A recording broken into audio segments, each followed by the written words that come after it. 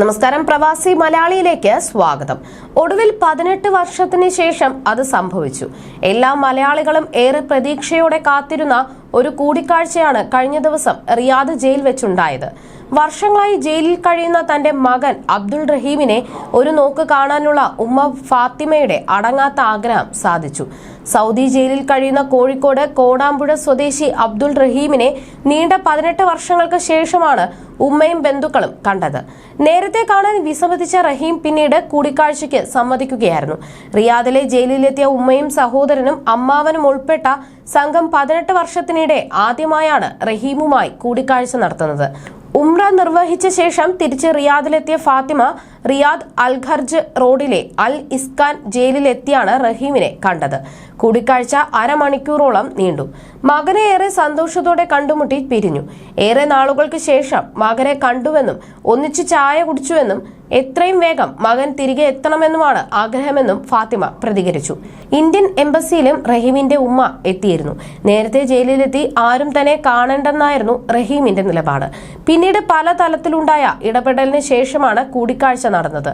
ഉമ്മയും ബന്ധുക്കളും കഴിഞ്ഞ ദിവസം സൗദിയിൽ എത്തിയെങ്കിലും ഇവരെ റഹീം കണ്ടിരുന്നില്ല. ഉമ്മയെ ജയിലിൽ വെച്ച് കാണാൻ മനസ്സ് അനുവദിക്കാത്തത് കൊണ്ടാണ് കാണാതിരുന്നതെന്നാണ് റഹീം അന്ന് പ്രതികരിച്ചത്. ഉമ്മ വന്നെന്ന് അറിഞ്ഞപ്പോൾ തന്നെ എനിക്ക് രക്തസമ്മർദ്ദം ഉയരുന്നതിന്റെ ലക്ഷണങ്ങളുണ്ടായി. അപ്പോൾ തന്നെ മരുന്ന് കഴിച്ചു. ഉമ്മയുടെ മനസ്സിൽ ഇന്നും 18 വർഷം മുൻപ് സൗദിയിലേക്ക് തിരിച്ചപ്പോഴുള്ള മകന്റെ മുഖമാണ്.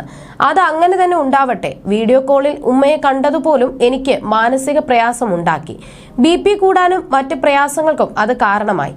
ഉമ്മയുമായുള്ള കൂടിക്കാഴ്ച അന്ന് നടക്കാത്തതിൽ ഒരാൾക്കും പങ്കില്ലെന്നാണ് സുഹൃത്തുക്കളോട് ഫോണിൽ പറഞ്ഞത്. ഈ മാസം 17-നാണ് റഹീമിന്റെ മോചന ഉത്തരവ് സംബന്ധിച്ച ഫയൽ കോടതി പരിഗണിക്കുന്നത്.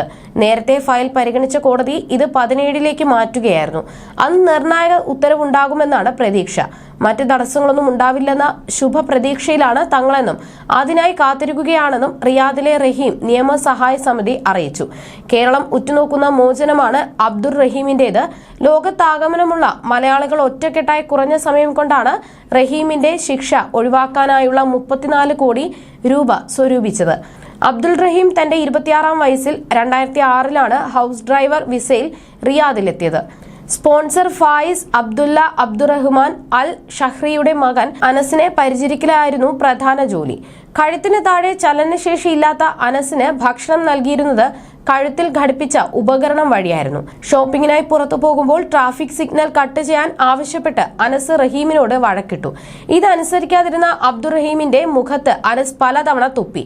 ഇത് തടയാൻ ശ്രമിച്ചപ്പോൾ അബദ്ധത്തിൽ കൈ കഴുത്തിലെ ഉപകരണത്തിൽ തട്ടുകയും അനസ് ബോധരഹിതനാകുകയും മരിക്കുകയുമായിരുന്നു. സംഭവത്തിന് പിന്നാലെ സൗദി പോലീസ് റഹീമിനെ കൊലക്കുറ്റം ചുമത്തി അറസ്റ്റ് ചെയ്യുകയായിരുന്നു. ഉന്നതർ അടക്കമുള്ളവർ ഇടപെടൽ നടത്തിയെങ്കിലും കുടുംബം മാപ്പ് നൽകാൻ തയ്യാറായിരുന്നില്ല.